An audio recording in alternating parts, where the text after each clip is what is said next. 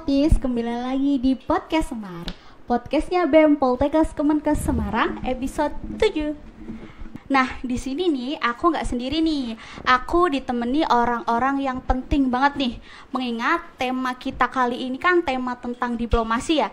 Mengenal terkait eksternalnya BEM Poltekkes, utamanya Semarang, seperti itu. Langsung aja yuk kita kenalan sama narasumber kita. Halo teman-teman, mungkin bisa disapa dulu ya Healthies di rumah. Halo Healthies. Halo. Oke, gimana nih kabarnya? Baik Pak Jan ini. Baik, alhamdulillah sehat. Baik. Alhamdulillah baik. Oke. Mungkin ini para Healthies penasaran nih, siapa sih orang-orang ganteng-ganteng ini? Iya, ya kan? Siapa tahu nanti kita bisa saling kenal pas saat ketemu langsung gitu kan. Oke, mungkin kita kenalan dari paling ujung sana dulu kali ya. Iya, oke. Disapa dulu nih Healthies-nya. Oke, hello Healthies. Perkenalkan, saya Muhammad Zaki selaku Presiden Mahasiswa dari Poltekkes Kemenkes Surakarta. Dari Surakarta, teman-teman. Oke, next sebelahnya nih. Dari mana nih? Oke, halo Healthies. Perkenalkan terlebih dahulu ya. Saya Arpandi Sumbodo, biasa dipanggil Pandi, dari Poltekkes Kemenkes Yogyakarta. Saat ini saya menjabat sebagai Presiden Badan Eksekutif Mahasiswa di Poltekkes Kemenkes Yogyakarta itu sendiri. Halo. Oke, ada Mas Arfandi di situ. Oke, next. Ini udah nggak asing ya mukanya teman-teman. Tapi kita kenalan aja dulu. Yuk, kenalan yuk. Halo Healthies semuanya. Perkenalkan, saya Radia Kumala Bintang. Saya selaku Presiden Badan Eksekutif Mahasiswa di Poltekkes Kemenkes Semarang. Halo semuanya, selamat menyaksikan. Oke, ini yang terakhir yang pakai PDH sendiri nih, dari mana sih? Siapa ya? Kok sampai sini toh, Pak? Apakah penyusup?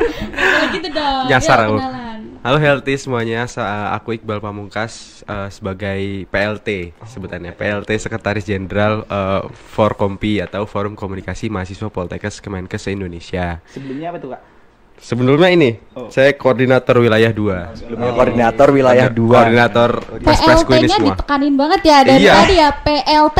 Nggak boleh soalnya kalau sekjen doang. Oh iya, Tadi harus omelin. ada PLT Iya, gitu ya. gitu. Itu harus di bold teman-teman ya. Betul. Depannya tuh. Oke, kita di sini ternyata kedatangan 3 presiden sekaligus teman-teman di sini. Semoga nih presiden-presidennya nggak pada ngerusuh ya kayak presiden yang itu gitu kan ya. Siapa tuh? Bahaya. Aduh, yang mana Baru tuh? mulai wes pinggir jurang ya. Oke, mungkin ini kan karena ternyata kita kedatangan pemimpin-pemimpin yang sangat luar biasa seperti itu. Mungkin aku boleh tahu dulu dong makna kepemimpinan, serta mungkin bisa dijelasin pengalaman kalian selama memimpin organisasi yang kalian pimpin ya. Mungkin dari suka dukanya, hal terkocak mungkin, atau hal-hal yang membuat para mahasiswa ini termotivasi gitulah ya untuk ikut organisasi gitu. Mungkin dari siapa dulu nih? Dari yang itunya, yang presiden Oke, dulu. yang paling ganteng dulu. Yang mana nih? Yang ngaku ganteng. Siap dia. Michael langsung ready Boleh, tuh. boleh. Langsung siap. Apa tadi tentang kepemimpinan ya? Iya. Kalau Iya. tentang kepemimpinan, menurut saya itu nggak lepas dari perjuangan dan juga pengorbanan. Perjuangan. Waduh, Iya. waduh. Kenapa? Karena yang tadi disebutkan suka dan duka juga. Kalau menurut diri saya pribadi, suka dan duka itu tidak ada di dalam kepemimpinan. Cuman ada sukanya aja gitu. Suka terus. Ya, kenapa? Kenapa tuh? Karena Aduh. untuk menjadi pemimpin, untuk mengkoordinasi anggota-anggota kalian, kalau harus sedih aja, ya ngapain? Iya, Memperjuangkan ketika tidak ada kesukaan, kalau hanya ada kesedihan, ya ngapain juga gitu. Perlunya ada perjuangan untuk bagaimana dari kita menjalankan suatu kepemimpinan tersebut untuk menjadi pemimpin yang baik gitu. Dan juga bakal tidak lepas dari pengorbanan itu. Karena di dalam kepemimpinan pasti harus ada sesuatu yang dikorbankan. Entah itu keluarga, entah itu kuliah mungkin, entah itu apa saja. Tapi pasti sebagai seorang pemimpin harus menjadi lebih baik dan lebih baik ke depannya dengan memegang perjuangan dan juga pengorbanan itu. Oke, Seperti keren itu. banget sih. Berarti seorang Semangat, pemimpin tuh ya emang harus Sudah berjuang dan penuh pengorbanan selesai. kayak gitu ya. Oke, mungkin ini selanjutnya nih dari Kak Arfandi. Apa sih kepemimpinan menurut Kak Arfandi? Ya benar ya. Kepemimpinannya dari menurut saya sendiri itu tidak jauh beda yang seperti dijelaskan seperti Mas Jaki tadi. Tadi pada intinya seorang pemimpin itu harus berani berkorban. Bukan hanya tenaga juga, pikiran, waktu dan juga harta yang diambil. Karena kita harus bisa mengkoordinir dari lapisan rekan-rekan kita, dari karakter yang berbeda, dari ranah-ranah yang berbeda. Mungkin di situ akan menimbulkan atau banyak argumentasi yang akan masuk ke kita atau pemikiran-pemikiran mungkin beda dari kita sebelumnya. Jadi kita harus memang harus mengorbankan beberapa hal tersebut seperti itu sih kepemimpinan. Cukup sih dari Sama saya. sih, intinya nggak jauh-jauh dari pengorbanan Terus gitu ya. berhati. Kayaknya pengorbanan yang mereka berikan mungkin sangat-sangat luar biasa kali ya, sampai-sampai mereka kayak aku tuh nggak ada kata sedih lah di sini, nggak ada pengalaman yang mengecewakan, Oh, pasti. semua dianggap menyenangkan. Itu dia. Mungkin lanjut nih pres kita dari Poltekkes Semarang. Pengorbanan sudah banyak ini. Aduh, enggak. Sebenarnya kalau sebagai pemimpin sendiri ya, ini yang paling penting sudah disebutkan teman-teman Pak Presku. Yang paling penting satu lagi, berani ambil resiko. Karena dimanapun kita sebagai pemimpin, pemegang kekuasaan, itu pastinya semuanya akan berfokus kepada kita. Apalagi di Badan Eksekutif Mahasiswa, semua pergerakan semuanya ada di sini. Oleh karenanya kita sebagai pemimpin layaknya, seyoknyanya memang harus bisa mengambil sebuah keputusan di masa-masa kritis. Contohnya mungkin saat ini, mungkin kita tidak bisa, kalau di Semarang pribadi tidak bisa yang turun sendiri ke jalan atau apapun, tapi kita berusaha untuk bisa mengawal isu ini. Isu ini apa? Nanti kayaknya akan dibicarakan oleh Presiden ini. Iya, nanti juga kita bakal bahas. Tenang tentu aja, saja. jangan, Ada tenang. Pak Jen juga, mungkin kita akan bahas Iya, juga. nanti dulu gitu ya. Mungkin itu dari saya, yang paling penting enjoy aja dan juga ikhlas dalam menjalankan tanggung jawab yang ada. Yang penting enjoy dan ikhlas tuh yang paling utama. Oke, selanjutnya nih ada Pak PLT Sekjen kita. Mungkin bisa dikasih pandangan nih menurut Pak Sekjen terkait kepemimpinan. Apalagi kan sekarang megang Forkompi ya. Yang kita tahu Forkompi itu kan seluruh Nusantara nih, nggak main-main nih yang dipimpin. Mungkin bisa sharing nih, silahkan. Kalau kepemimpinan versiku sih sebenarnya tadi juga udah dijelaskan semua ya Mbak ya. Yang paling utama memang sebenarnya mau mendengarkan anggotanya, mau mendengarkan seluruh elemen-elemen yang merasa dia pimpin gitu. Jika memang dia memimpin suatu Poltekkes Kemenkes seperti pres-pres saya di samping ini, berarti harus mau mendengarkan semuanya itu, semua elemen, entah dari jajaran direktorat, dari mahasiswa sendiri maupun Civitas. Itu. Kalau dari saya sendiri, karena apapun permasalahannya, musyawarah dan demokrasi itu nomor satu. Jadi semuanya harus bisa didengarkan. Terus 3 hal penting yang biasanya saya terapkan dalam menjalani kepemimpinan tuh ing ngarso sung tulodo, in madya mangun karso tuturi handayani. Artinya di depan memberi contoh, ya kan? Di tengah memberi semangat, di belakang mendorong. Nah, seperti itu. Itu 3 elemen yang selalu insya Allah saya terapkan selama saya menjabat Forkompi gitu. Itu sih kalau versiku. Oke, luar biasa banget ya. Tadi sempat disinggung 3 slogan yang udah nggak asing sama kita, tapi tentunya slogan itu tuh harus banget nih dimiliki sama seorang pemimpin, seperti itu. Seperti yang kita ketahui nih, apalagi ini para pres-pres gitu kan ya, intinya tuh jantungnya para mahasiswa gitulah ya. Intinya cerminan mahasiswa nih terlihat dari pres-presnya gitu kan. Terlebih lagi kan pres ini nggak hanya memegang fungsi internal, tapi ada juga pergerakan eksternal tentunya.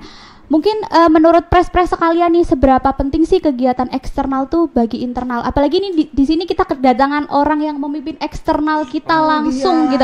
Menurut pres-pres tuh seberapa penting sih kayak gitu? Sikat. Dari Jack dulu aja. Sikat, Jack. Ya boleh dari cek dulu. Singkat aja ya? Silakan. Ya singkat aja. Konkret kan, Jack? Tentang apa tadi? Seberapa penting Oh, iya. organisasi eksternal bagi internal? Kalau dikatakan penting, ditanyakan penting, pasti penting. Karena bagaimana cara kita melihat ke internal tanpa membandingkan juga ke eksternal. Seperti itu. Dan juga kalau semisal kita hanya berfokus ke internal, itu oke, Mbak. Itu oke aja. Tapi Bagaimana cara mengembangkan organisasi yang kita miliki agar bisa lebih berkembang, ya lebih ke eksternal juga. Dan di eksternal pun ada banyak kajian, ada banyak isu-isu yang berkembang.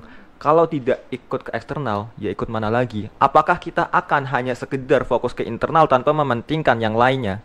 Itu sih. Mungkin sedikit penjelasannya seperti itu.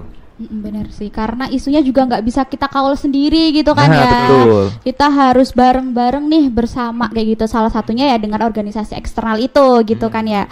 Oke, next nih dari Kak Arfandi. Ya. Ganteng kita. Ya, sama halnya yang disebutkan dengan Mas Jaki tadi. Pada awal kepemimpinan saya merasa dulu bahwa eksternal tuh menurut saya kurang inilah. Maksudnya tidak menjadi isu, tidak menjadi utama dari saya. Saya malah berpikir bahwa kita selesaikan dulu internal kita, baru kita bisa melanjutkan di eksternal. Tapi mungkin pemikiran saya itu sedikit kurang karena pada awalnya dan pada akhirnya saya memahami bahwa semua kasus-kasus di internal, semua permasalahan di internal itu bisa dibarengi dengan eksternal. Karena dari eksternal kita belajar bagaimana kita menyelesaikan masalah, problematik, bagaimana cara kita menemukan sebuah solusi. Itu dari eksternal saya belajar. Banyak mentor-mentor dari eksternal juga yang bahwa internal tuh bisa dibarengi dengan eksternal gitu. Jadi tidak melulu kita harus internal terus, karena bagaimana cara kita mengaca di internal kita itu mengaca dari luar. Kalau kita mengaca di dalam terus, kita tuh hanya stuck nanti, tidak ada peningkatan di tubuh organisasi kita itu sendiri, seperti itu. Ya, sebagai perbandingan juga lah ya, untuk membandingkan seberapa mampu sih kita seperti itu ya. Oke, mungkin dari Pres Raja nih. Kalau dari saya konkret saja, keluar dari zona nyaman. Tidak hanya kita berfokus berkotak-katik di internal, tapi saja kita harus keluar. Untuk apa? Untuk peningkatan upgrading tadi. Kita mungkin di sini misal saya di Semarang sudah nyaman dengan fasilitas yang ada, tapi kita harus keluar. Ternyata tuh di luar teman-teman kita banyak yang sudah tidak sama. Kenapa tidak merata? Contohnya kita di Forkompi, contohnya kita di Poltekkes. Kenapa tidak merata? Fasilitas kecil saja, masalah lab kok tidak ada merata, seperti itu yang harus kita sebagai sesama organisator itu konkretkan, harus kita tegakkan keadilan gitu di situ. Kenapa ini? Alasannya kenapa? Kita sama-sama di bawah naungan Poltekkes, kita sama-sama di bawah naungan di Jenakes gitu. Kenapa kita tidak bisa pemerataan gitu? Kenapa kita selalu berkaca kepada kampus-kampus yang besar? Kenapa selalu begitu? Bahwasanya kita kalau misalkan kita berkaca kampus besar, kita nggak akan ada habisnya. Orang kita berkaca di kampus sesama aja masih banyak kurangnya. Maka dari itu sebenarnya yang paling penting yaitu keluar zona nyaman untuk melakukan upgrading. Tidak hanya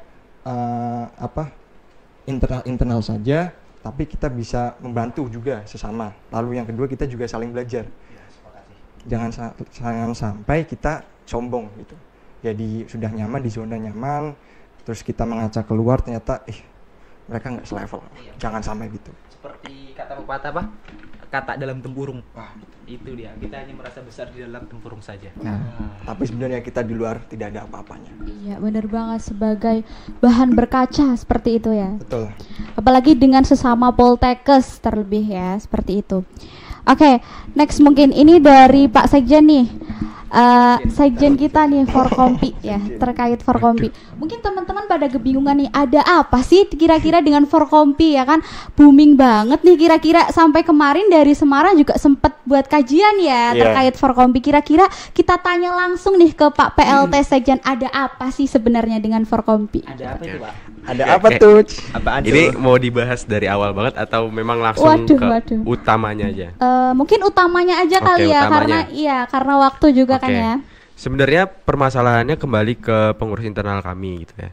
Karena pengurus internal kami itu tidak merasa puas dengan seorang pemimpin yang tadi saya bilang ya, prinsip-prinsip pemimpin yang ada di dalam kepemimpinan sekretaris jenderal sebelum saya, maka terjadi pergerakan lah di internal kami gitu.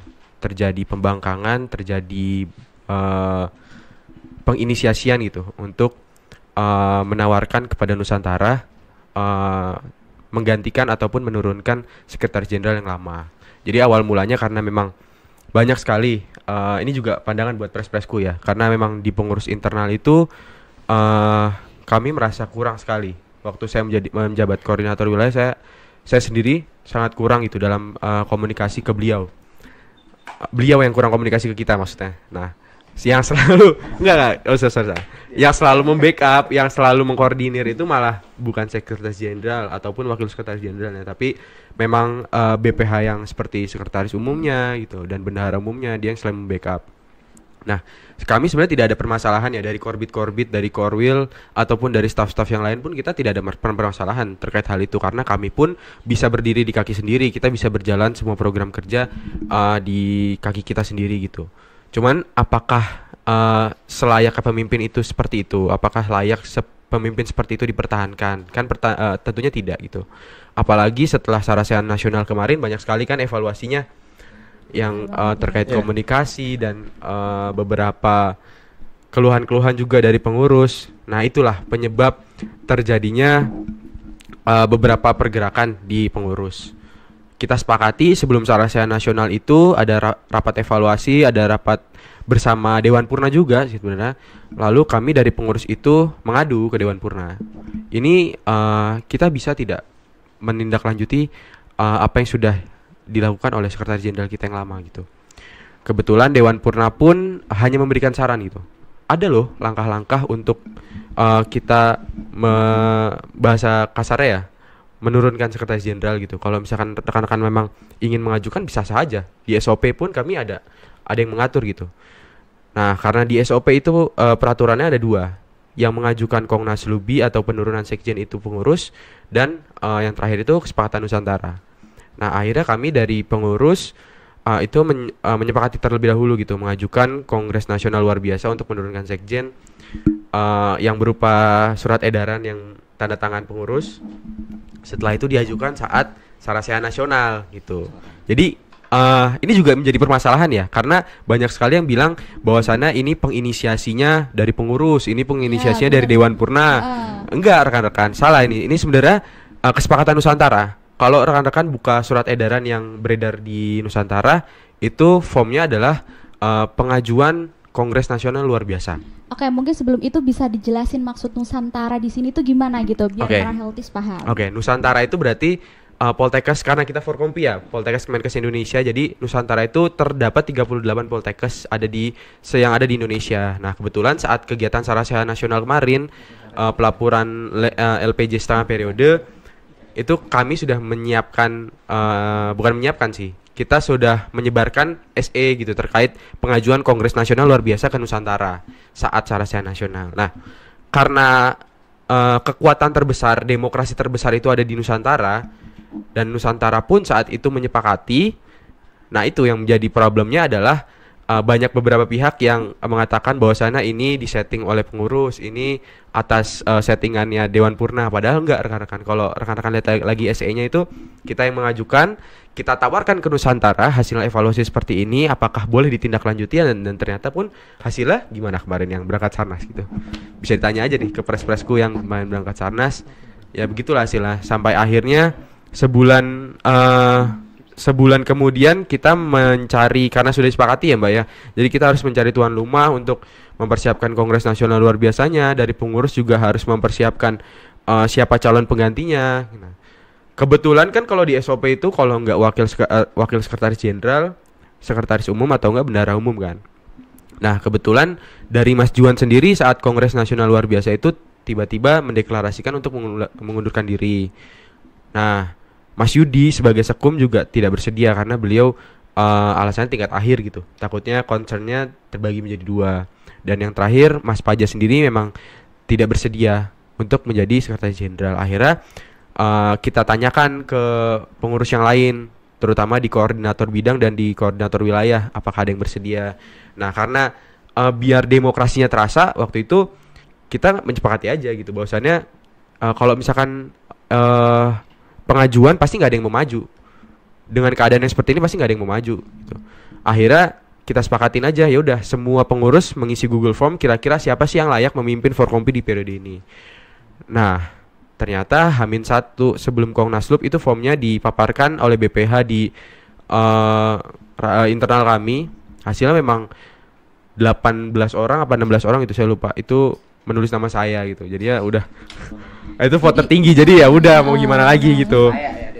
Jadi udah ada voting di internal dulu Itu. dan kebetulan Mas Iqbal nih mendapat suara terbanyak Itu. gitu ya. Nah, sebenarnya kesepakatan itu nggak hanya di pengurus juga.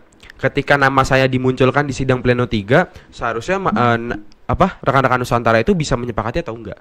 Itu. Kalau misalkan nggak mau nyepakatin saya pun nggak apa-apa sebenarnya. Itu. Yang jadi pembahasan kan alhamdulillah kemarin rekan-rekan Nusantara hanya bertanya, sharing, sepakati langsung penetapan seperti itu sih Mbak.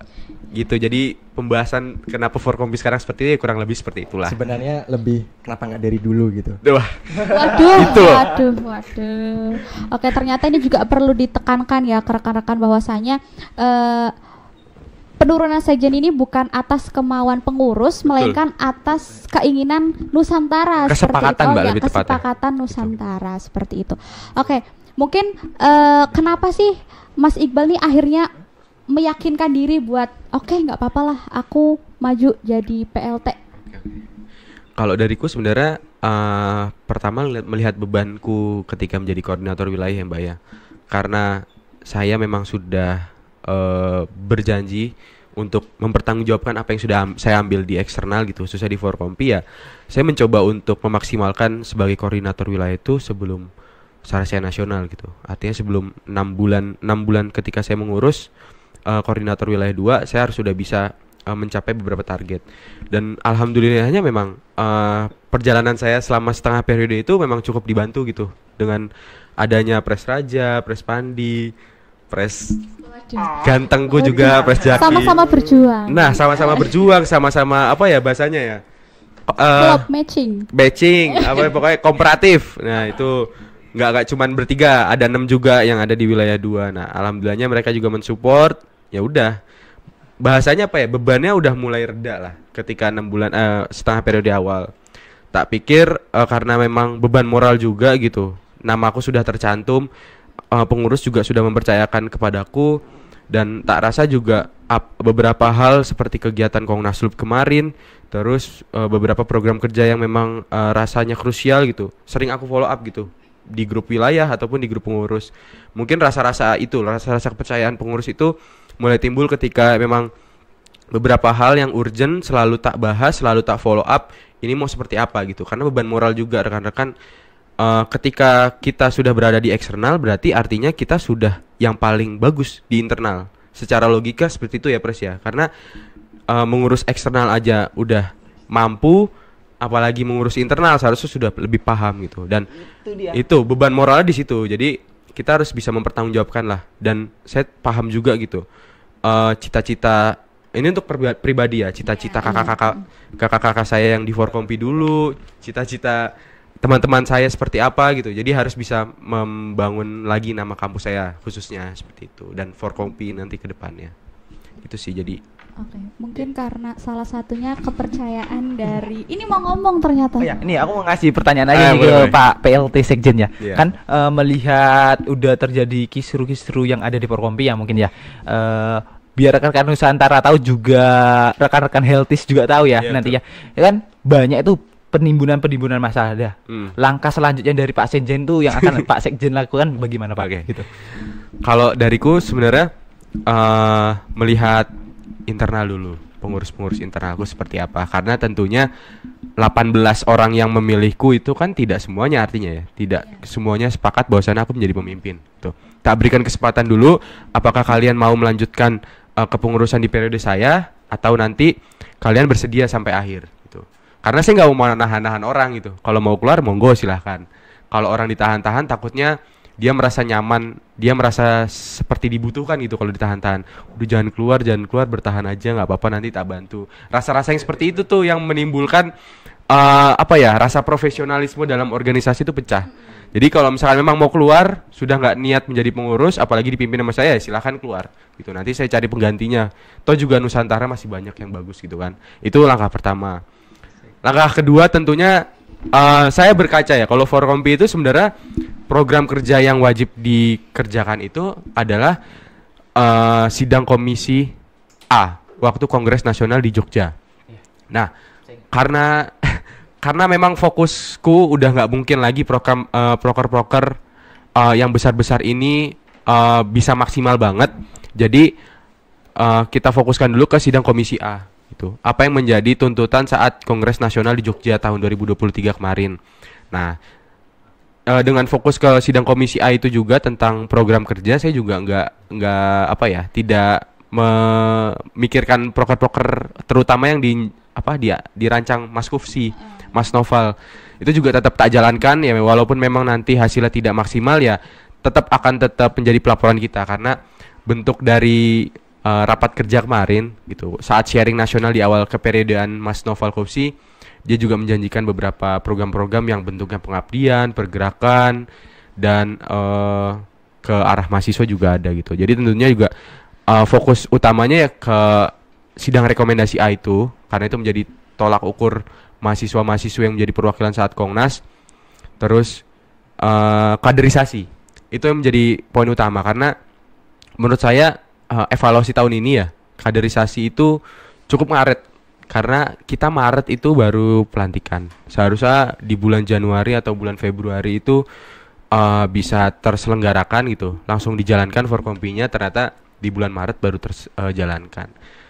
Itu Pres, kita fokus internal dulu, program kerja Komisi A, fokusnya mau seperti apa, baru kaderisasi, karena kaderisasi krusial gitu.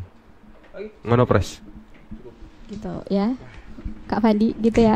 Oke, mungkin buat teman-teman Healthies yang bingung terkait Fornas, Kongnas, nih hasilnya apa aja sih? Ini udah ada di manifesto Kemenlu ya. Mungkin teman-teman bisa scroll Instagramnya BEM Poltekkes Semarang seperti itu. Oke, move pertanyaan nih terkait ini dulu kali ya, motivasi dan motivasi tadi udah, harapan kali ya, harapan Mas Iqbal kedepannya untuk Forkompi. Oke, kalau harapan sebenarnya kalau dariku kan memang sudah berjanji gitu ya untuk melanjutkan gitu, mempertanggungjawabkan apa yang sudah saya ambil gitu. Terutama pengurus-pengurus yang memang sudah menginisiasi untuk menurunkan Mas Noval, artinya dia harus bisa kooperatif gitu ketika pemimpin itu berubah. Terus harapan saya yang kedua adalah ya rekan-rekan Nusantara saya kembalikan gitu, karena adanya Forkompi itu nggak bisa berdiri sendiri tanpa rekan-rekan Nusantara gitu. Artinya beberapa program kerja kami pun dibantu oleh rekan-rekan Nusantara, beberapa pergerakan kami pun atas rekomendasi Nusantara, beberapa kajian kami pun atas rekomendasi Nusantara gitu. Kasus-kasus yang ada di Nusantara pun akan diajukan ke kita dan kita akan menyelesaikannya satu-satu. Gitu, jadi harapannya ya kita sama-sama kooperatif aja lah. Se-Nusantara ini 38 Poltekkes. Kalau misalkan kalian membutuhkan Forkompi, kami akan sedia 24 jam gitu. Begitupun kami akan meminta bantuan kalian sebagai anggota kami gitu, anggota Forkompi, karena menyesuaikan ADRT ya. Karena ADRT kan Forkompi itu kan keanggotaannya kan mahasiswa Poltekkes Kemenkes Indonesia itu. Artinya ya semua yang merasa mahasiswa Poltekkes Kemenkes se-Indonesia ya berarti merupakan anggota Forkompi gitu. Itu harusnya atau gimana? Nah itu harusnya seperti itu.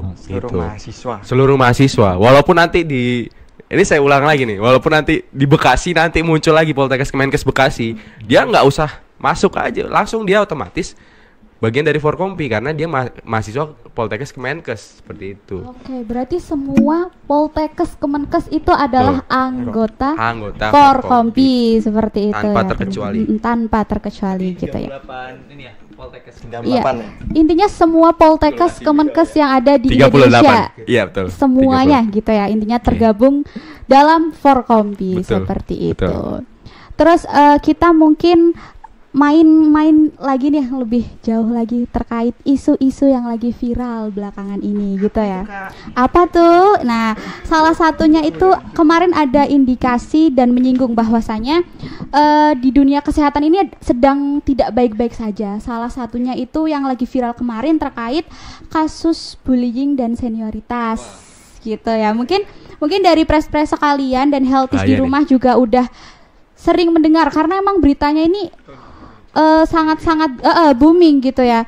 Mungkin pendapat pribadi nih dari para press-press terkait ini, apakah benar mahasiswa kesehatan seperti itu atau itu hanya isu-isu yang dilayangkan seperti itu? Mungkin bisa dijawab dari siapa dulu nih? Tuan rumah dulu. Oke, dari tuan rumah dulu, silahkan. Baik, terima kasih Mbak Moderator. Mungkin kalau dari pendapat saya pribadi, dari kacamata nakes, saya juga calon nakes juga, ini merupakan sebuah, jika melihat isu ya, itu merupakan sebuah tindakan yang tidak dibenarkan seharusnya. Bahwasanya kita sebagai calon nakes di situ tuh, kalau kita ya, kami itu PKL, praktik kerja lapangan, belajar di situ.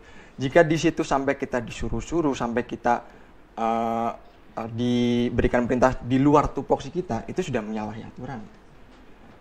Kenapa hal seperti itu yang ditanyakan ya? Kenapa hal seperti itu tuh sampai dari pihak kampus tidak show up gitu loh? Malah mereka malah menutup-nutupi seperti itu.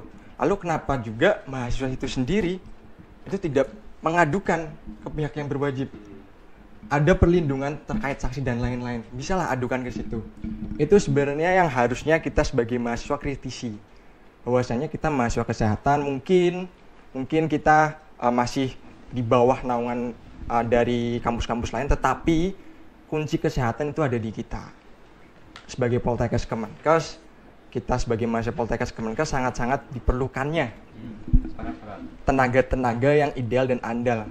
Ditanyakan lagi, kenapa sudah Poltekkes Kemenkes kita keluar cari kerja malah harus cari sendiri gitu. Banyak rumah sakit yang di bawah naungan pemerintahan, kenapa kita tidak diserap saja SDM-nya? Hal itu merupakan lebih efektif dan efisien daripada kita banyaknya pengangguran dan lain-lain. Mungkin hal itu bisa menjadikan pertimbangan-pertimbangan nantinya untuk para pemangku kebijakan. Mungkin seperti itu dari saya. Utamanya Menteri Kesehatan itu sendiri gitu ya.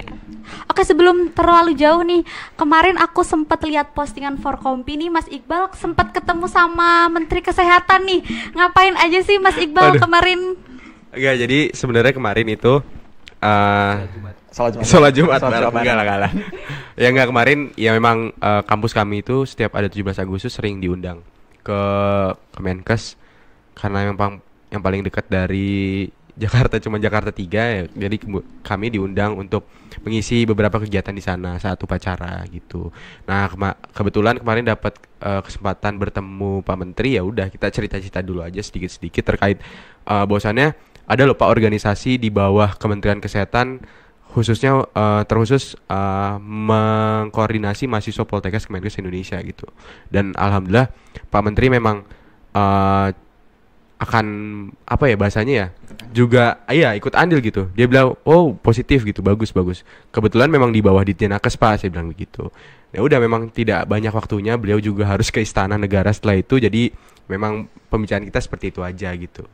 Nggak banyak sih sebenarnya, cuman karena memang posisi saya ini berubah gitu, jadi harus ada audiensi kecil yang harus mulai ditimbulkan gitu. Siapa tahu setelah itu saya bisa audiensi lebih lanjut di ruangan beliau, kan gak ada yang tahu. Nah, semoga amin. Nah, itu harapan besar kita sih, kita betul. menaruh harapan dan kepercayaan itu ke Forkompi, utamanya Mas Iqbal tentunya.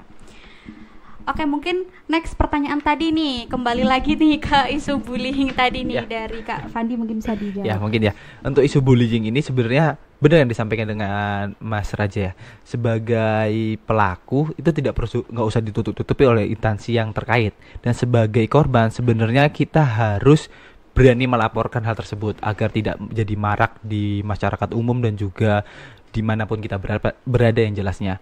Tapi kita sebagai seseorang yang peduli dengan hal itu, atau kita masuk dalam pengaduan tersebut, ada baiknya kita menutupi identitas pengadu sebenarnya untuk menjaga identitas beliau. Mungkin banyak ya dari rekan-rekan Heltis juga, bukan dari rekan-rekan mahasiswa juga mungkin yang ingin mengadu cuman takut identitasnya terkuak, cuman takut karena identitasnya terkuak, beliau atau korban-korban tersebut tuh lebih baik memendamnya sendiri. Itu merupakan hal yang sangat tidak dibenarkan lah. Jadi menurut saya ketika ada hal-hal yang udah mulai menyimpang dari tupoksi kita sebagai mahasiswa, atau lagi kita nakes ya, terkhususnya yang terjadi di marak-marak akhir-akhir ini, menurut saya itu tadi berani show up, karena saya yakin semua elemen masyarakat pasti mendukung Anda. Tidak ada yang mengucilkan Anda sebagai seorang yang, atau lagi korban ya, itu pasti akan dilindungi, jelas gitu, harusnya sih seperti itu kalau dari saya sendiri. Oke, sebagai korban itu harus berani show up gitu ya. Oke, mungkin Mas Zaki nih tanggapan terkait kasus ini gimana? Siap. Oke, Siap. kalau tanggapan dari saya sebetulnya udah disampaikan banyak dari press Semarang dan juga Jogja. Tapi sekedar informasi aja buat teman-teman, dari Juli 2023 sampai sekarang udah lebih pengaduan 360 yang masuk ke laman pengaduan Kemenkes. Jadi Waduh. sebenarnya udah ada. Ternyata sebanyak itu ya, Sebanyak sampai itu. 360 Betul. orang. Dan itu hanya berfokus ke perundungan, termasuk bullying tadi. Dan juga itu meliputi perundungan verbal seperti ancaman dan juga tindakan asusila, dan juga nonverbal seperti yang dikatakan Pres Raja tadi tentang nyuruh-nyuruh yang nggak sesuai dengan job desk-nya, yang nggak sesuai dengan cara kerja mereka, seperti itu. Dan udah beberapa yang ditindaklanjuti, tapi memang sekarang lagi hype-hype-nya juga ya, yang sampai bunuh diri seperti itu. Iya, betul. Dan itu betul-betul yang perlu digarisbawahi sih teman-teman, agar kita juga sebagai nakes, sebagai tenaga medis juga terkhusus, yang kebanyakan kemarin malah yang menjadi korban itu dari mahasiswa PPDS, pendidikan dokter spesialis. Nah, itu sebetulnya saat setelah program tersebut dijalankan, itu banyak yang mengadu bahwa ternyata banyak loh senioritas, ternyata banyak loh perundungan-perundungan yang terjadi. Tapi memang yang di-up, yang viral itu ya cuma sekian aja, karena di negara ini no justice, no viral. Iya, benar. No viral, no justice. Oh iya, no viral, no justice. Iya. Intinya Apa-apa harus viral Waduh, dulu. Terbalik ya. Terbalik. Rung mangan ya. Waduh. Habis ini, Pak. Habis ini, Pak. Habis ini ya, habis Habis ini ini, ya. Pak. Ya, ya. Info Traktir Pres Raja. Tenang, Oke, Mak. tuan rumah. Lanjut dulu, lanjut. Oke, lanjut ya. Karena di negara ini memang sebegitu banyaknya kasus, sebegitu banyaknya perundang-undangan yang nggak bisa disahkan, yang malah ada yang disahkan diam-diam, ada yang disahkan Ups. di luar dari apa pengetahuan dari masyarakat gitu. Ngeri nih. Tapi apakah itu yang dinamakan demokrasi? Itu sih yang menjadi pertanyaan. Kembali ke bullying tadi, seharusnya ada penekanan juga, ada perundang-undangan yang benar-benar berlaku. Yang mungkin ada juga seharusnya di Undang-Undang Kesehatan ataupun aturan penurunan dari PP nomor 28 tahun 2024 yang udah disahkan kemarin. Atau katanya ada juga Permenkes yang akan menaungi dari hal perundungan tersebut. Tapi sampai sekarang masih tanda tanya, itu apakah betul-betul dijalankan atau tidak gitu. Itu yang menjadi pertanyaan. Oke, informasinya sangat luar biasa sekali ya, karena ternyata ratusan loh yang mendapat perundungan seperti itu di laman Betul. aduan tersebut. Sekali. Mungkin dari Mas Iqbal juga bisa menanggapi nih, gimana sih tanggapan Forkompi ya terkait ini, apalagi kan kita Poltekkes nih, gimana sih Mas tanggapan terkait hal ini? Oke. Kalau dari kami sebenarnya lebih banyak ke penguatan mental di kalangan mahasiswa terlebih dahulu ya. Karena pokok utama ketika terjadi pembullying itu adalah ketika korban tersebut itu tidak berani untuk melawan ataupun tidak berani untuk bersuara gitu. Karena permasalahannya di situ, jadi fokus kita memang dari akarnya dulu nih. Kita beraniin dulu mereka supaya untuk berbicara bahwasannya hal yang tidak benar itu ya untuk apa gitu dilakukan. Untuk apa kita menjadi pecundang bagi mendapatkan suatu gelar lah bahasanya.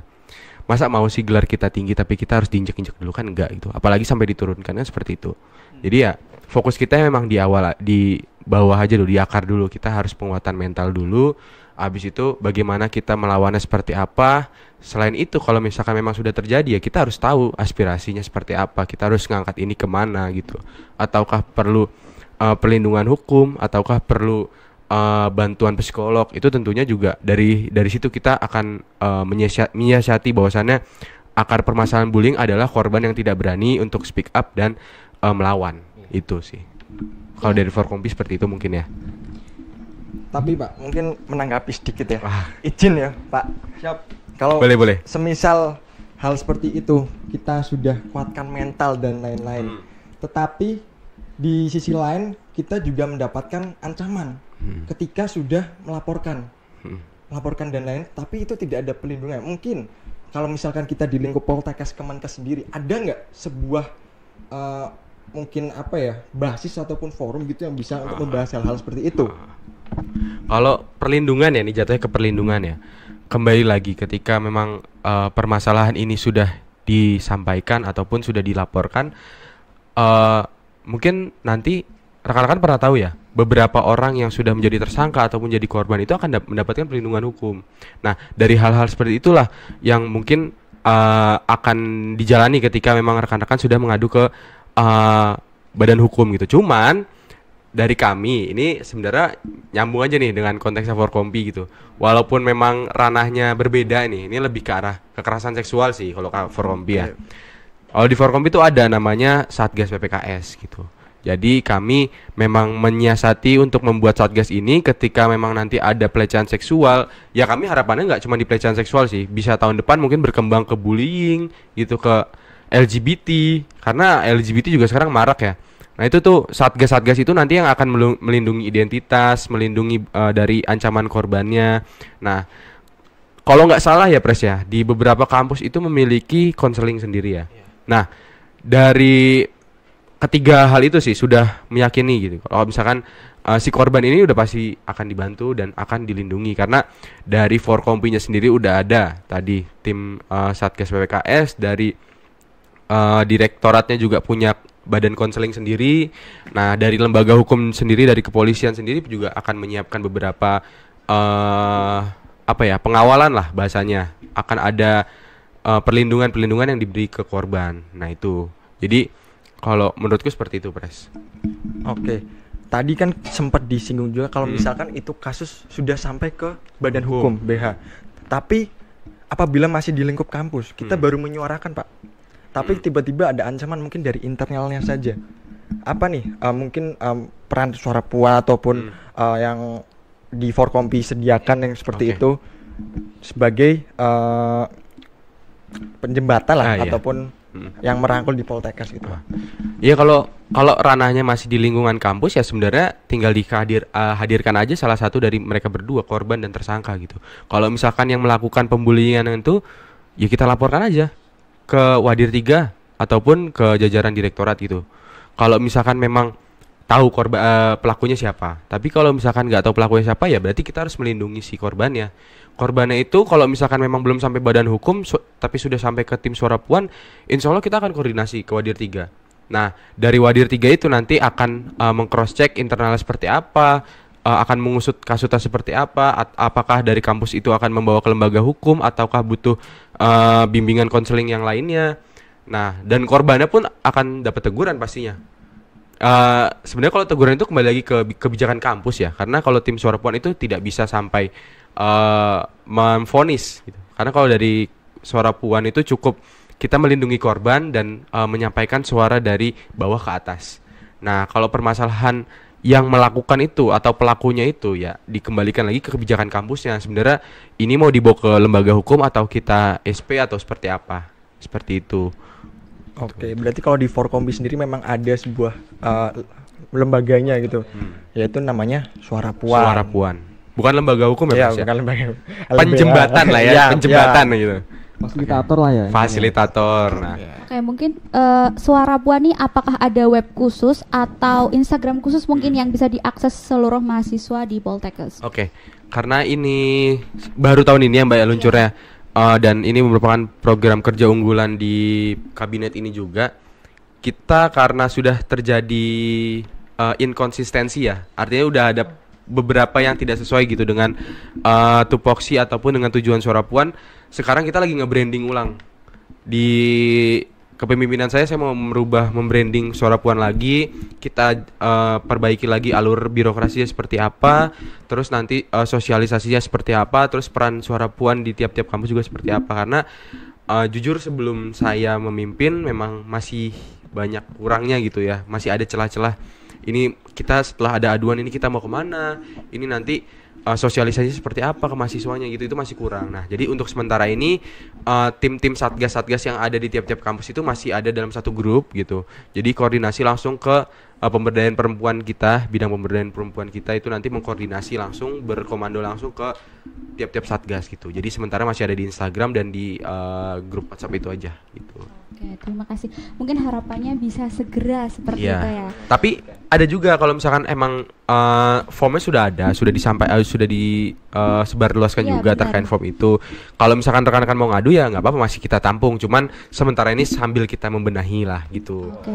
Tuh, masih tetap bisa ngadu kalau misalkan ada laporan ya, tapi amit-amit lah ya, jangan sampai Ya, ada. Semoga suara Puan ini bisa menjadi tempat Amin, amin, pengaduan yang aman dan nyaman Betul, gitu amin, lah amin, ya amin, bagi insyaallah. kita semua. Oke, next isu nih, isu yang lagi booming banget ya. Ini udah ketawa-ketawa dulu nih press-pressnya nih. Aduh, apa tuh terkait? Waduh, Garuda Biru kemarin tuh loh, apa tuh? Apa itu Garuda Biru? Channel TV yo. Garuda TV.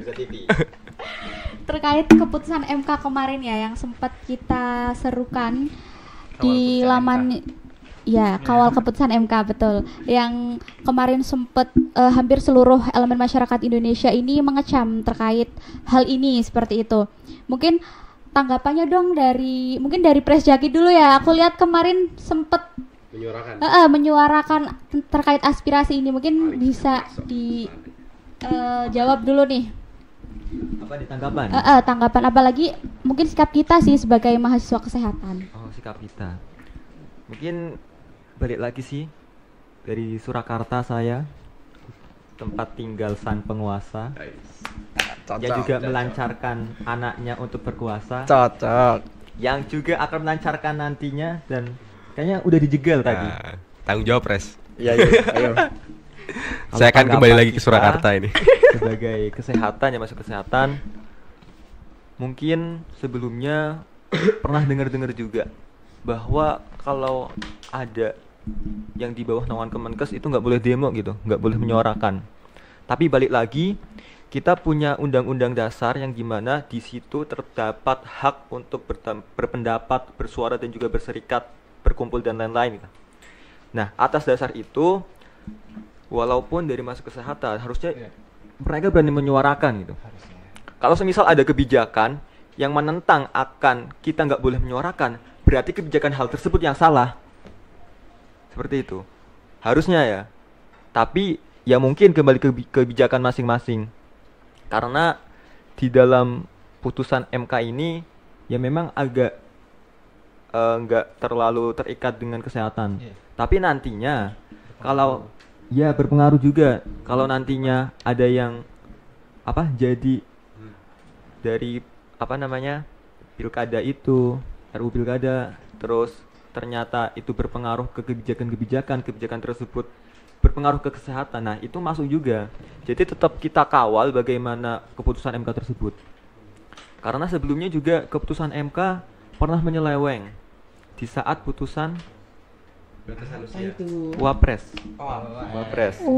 Nah, kenapa menyeleweng? Karena ya balik lagi, hakimnya itu siapa? Ya dia keluarga dari sang penguasa tersebut gitu. Dan ternyata ya setuju, oke, lolos. Tapi kali ini udah dari MK mau membenahi, mau akan pro rakyat kebijakan hal tersebut mengenai threshold, mengenai dari Usia. batasan usia yang seharusnya tetap pada 30 dan saat pencalonan, bukan pelantikan. Kok malah dari perwakilan rakyat kita yang cawe-cawe dan juga ingin merubah hal tersebut.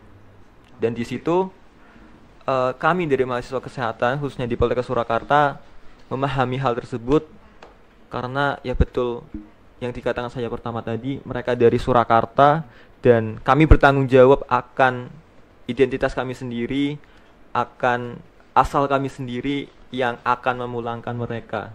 Seperti itu. Jadi tetap dari mahasiswa kesehatan harus mengawal hal tersebut. Seperti itu. kembali lagi ke undang-undang tadi ya, kebebasan untuk berdemokrasi, untuk menyuarakan pendapat, seperti itu ya. Oke, selanjutnya nih dari Presandi mungkin. Ya, mungkin udah banyak yang disampaikan dari Pres Jaki, banyak benernya jelas. Pada dasarnya jelas bahwa kita tuh di negara kita ini bebas menyampaikan pendapat. Ya, selayaknya kita sebagai mahasiswa jelasnya kita harus berani menyampaikan pendapat. Dan juga kita tuh harus menerima sih, harusnya itu menerima sebagai penguasa ya, maksudnya sebagai jajaran di atas ya, harus menerima bahwa mahasiswa kita tuh harus lebih pintar karena mereka jelas tidak apatis terhadap politik. Karena pada dasarnya politik itu berpengaruh pada semua elemen, baik dari ekonomi, bisnis, dan juga pangan, sumber daya alam. Karena politik itu berpengaruh jelas.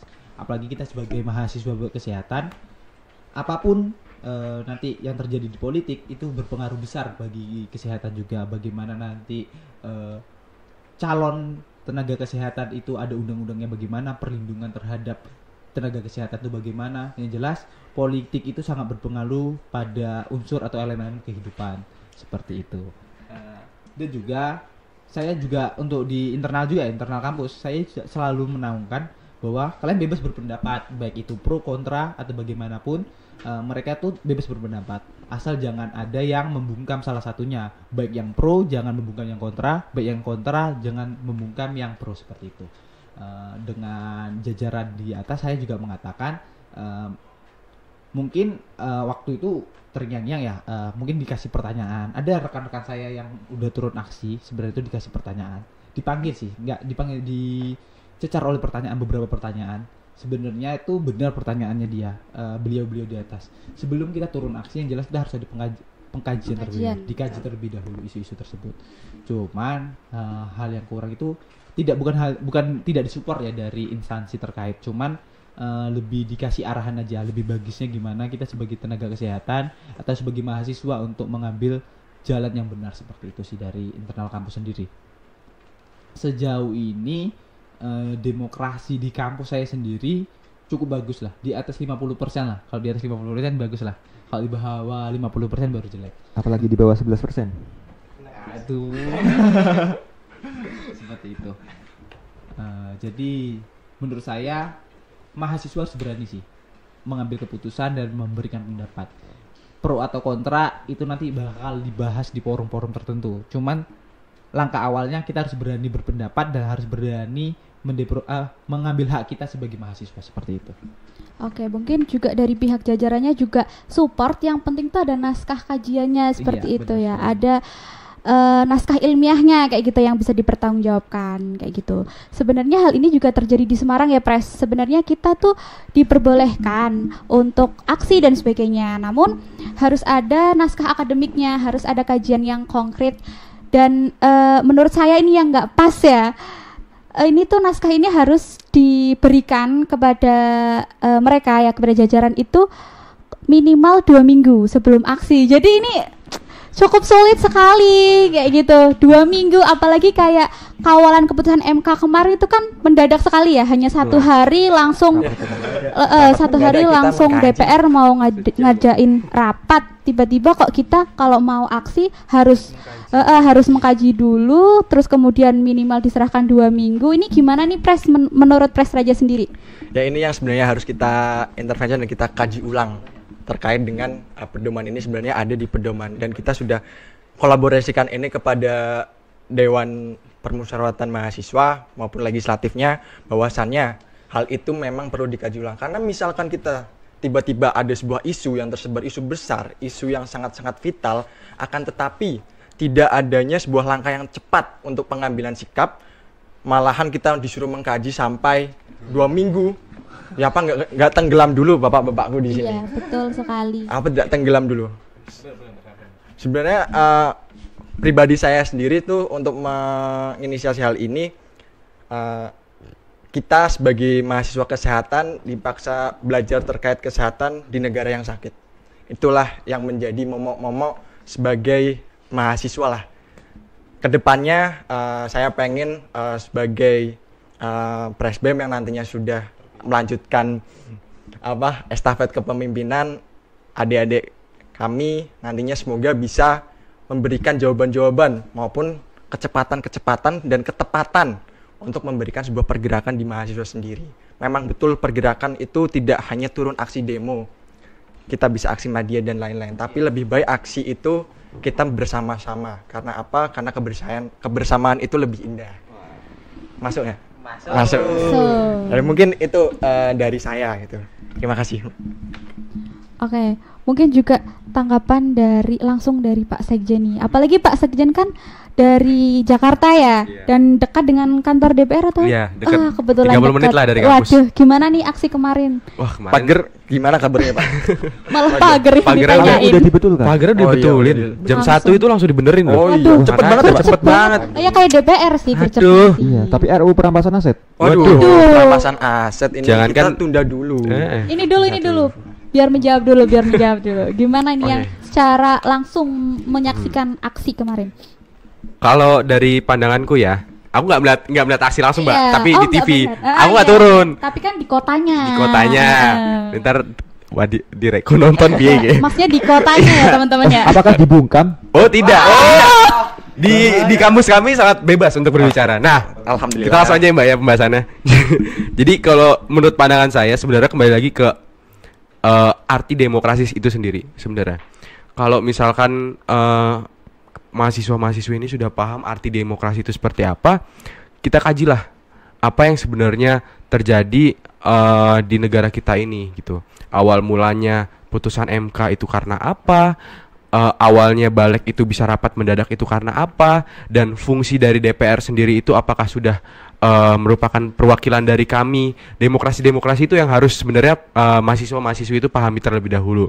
Bukan maksud saya bukan mengatakan ini menjadi sebuah momentum ikut-ikutan ya, tapi kalian sendiri harus paham dulu gitu arti kata demokrasi itu seperti apa gitu. Ketika banyak hal-hal yang sudah tidak sesuai dengan keinginan rakyat, itulah yang dinamakan pergerakan, karena itu tidak sesuai dengan prinsip demokrasi gitu. Tidak semua elemen yang menjadi keputusan suatu lembaga hukum ataupun landasan hukum itu ketika tidak menyangkuti beberapa elemen itu menurut saya bukan suatu demokrasi, karena itu menjadi sebuah kepentingan beberapa pihak saja.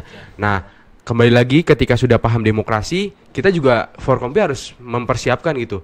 Apa sih yang harus mahasiswa-mahasiswi Poltekkes Kemenkes Indonesia itu paham gitu? Apa yang sedang terjadi? Maka dari itu, kalau dari kami biasanya kami mempersiapkan dulu pencerdasan. Ini loh sebenarnya yang terjadi. MK awalnya memutuskan suatu undang-undang, merubah threshold dan merubah batasan usia, lalu tiba-tiba DPR mengadakan, terutama balik ya, mengadakan rapat yang secara mendadak dalam 1 hari, lalu akan disahkan dalam waktu-waktu dekat, walaupun kenyataannya tidak, tapi ya itulah, kita harus memberikan pandangan lah Forkompi, ini kenapa hal-hal yang mendadak ini gitu. Kita harus mencerahkan, ini loh yang menjadi celah mahasiswa, ini loh yang menjadi celah. Kalau misalkan ini kalian tidak sadar, kalau misalkan ini bisa terjadi dan bisa selancar itu untuk merumuskan satu undang-undang dan bisa memunculkan suatu undang-undang, di situ loh letak kita untuk bisa menaruh peran kita sebagai mahasiswa gitu. Ketika ada kecurigaan-kecurigaan itu, itulah letak kita untuk bisa bersuara dan bisa menentukan kira-kira itu baik atau buruk. Nah, kembali lagi ke prinsip demokrasi. Kalau misalkan ini tanggapan saya, bukan atas nama Forkompi, tapi menurut saya ketika ada suatu hal yang memang seperti turun ke jalan, aksi-aksi yang lain, ketika rekan-rekan menyadari bahwasannya ada orang yang tidak menyepakati akan aksi dan demo, ya jangan menyalahkan dan jangan memprovokasi bahwasannya yang diam itu salah gitu. Karena kembali lagi ke prinsip demokrasi. Demokrasi itu nggak selamanya harus semuanya sepakat. Pasti ada pun beberapa orang yang tidak sepakat juga. Kembali lagi ke hal-hal seperti itu gitu. Karena FOMO ini nih yang menjadi titik permasalahan kita gitu. Kita paham kita mahasiswa, kita paham kita berada di perguruan tinggi yang artinya udah bukan seorang siswa lagi tapi udah mahasiswa gitu. Artinya ada beberapa pencerdasan, ada prinsip-prinsip yang harus mereka pahami terlebih dahulu ketika ingin menjalankan suatu aksi ataupun kegiatan-kegiatan dalam berkehidupan. Seperti itu sih kalau dariku. Oke, jadi harus paham dulu nih apa sih yang kita suarakan, seperti itu ya. Oke, tapi tuh terkadang gini loh Pres, ada yang mau menyuarakan, namun seperti tadi yang dibilang ya, dibungkam seperti itu. Terlebih mungkin ini aku langsung menjuru aja nih ya ke Pres Jack ya. Kemarin kan sempet turun ya, apakah ada intervensi yang didapatkan atau aman aja nih? Oke, sejauh ini masih aman. Aman, semoga tetap aman. Semoga tetap aman. Atau sedang menunggu seseorang, Pak? Cukup tahu. Oh, cukup tahu. Ya, sorry. Karena ya sebelumnya seperti itu. Apalah. Tapi ya alhamdulillah mungkin sampai sekarang masih aman dan semoga masih aman seterusnya. Karena demokrasi itu merupakan hak dari rakyat, oleh rakyat dan juga untuk rakyat. Sepakat. Respect. Oke. Mungkin karena waktu ngobrol kita juga udah lama banget nih. Mungkin juga dari Pres ada kegiatan lain mungkin. Oh, lapar ya. Dari Surakarta belum makan nih. Katanya dari SD. Oh, Dibungkam. Oh iya, jadi agak depresi sih sebetulnya. waduh. Butuh bimbingan konseling, Pak. Butuh seseorang aja. Aduh. Oh, butuh seseorang ini yang minat bisa langsung kepoin Instagramnya ya. Spill dong, spill. Jackie. Oh, enggak ya. Oke, mungkin cukup sampai sini ya podcast Semar ke-7 kita. Buat teman-teman jangan lupa like, komen, dan subscribe channel YouTube BEM Poltekkes Kemenkes Semarang, dan juga jangan lupa dengerin di Spotify-nya BEM Semarang, karena sekarang Spotify BEM kita sudah mulai menayangkan berbagai konten yang menarik dan juga wajib para healthies dengerin. Sebelumnya saya mengucapkan terima kasih banyak kepada para Pres dari Yogyakarta, dari Surakarta, dan juga dari Semarang, dan juga tak lupa juga ucapan terima kasih yang sebesar-besarnya untuk Mas Iqbal ya selaku PLT dari Forkompi. Semoga kedepannya bisa terus konsisten untuk berjuang. Amin. Dan juga semoga dilancarkan semua program kerja sampai masanya tuntas. Seperti itu ya. Terima kasih. Amin.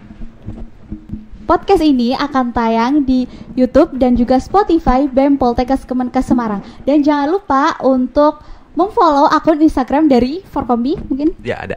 Kami ada Instagram aja, Forkompi. Sebenarnya banyak nih, Mbak ya. Cuman terlalu banyak, jadi nanti kunjungin aja Forkompi karena sosial medianya terjelas tuh di sana, ada apa aja. Forkompi. Ya. Mas Pandi. Nah, kalau dari Jogja ya, kalau banyak juga sih seperti Forkompi media sosialnya bisa dicek aja di BEM Poltekkes Jogja. Kalau dari saya IG-nya dari BEM Poltekkes SKA. Tapi bisa kalian jabarin BEM Poltekkes Kemenkes Surakarta seperti itu. Oke, itu ya tadi Instagramnya udah dijelasin. Mungkin buat yang kepo-kepo sama individunya mungkin bisa scroll ke bawah ya kan, pasti ada perkenalan feed. Iya, feed Instagramnya pasti ada perkenalan para Pres, mungkin bisa langsung dikepoin ke Instagram pribadinya seperti itu. See you on Podcast Semar 8. See you.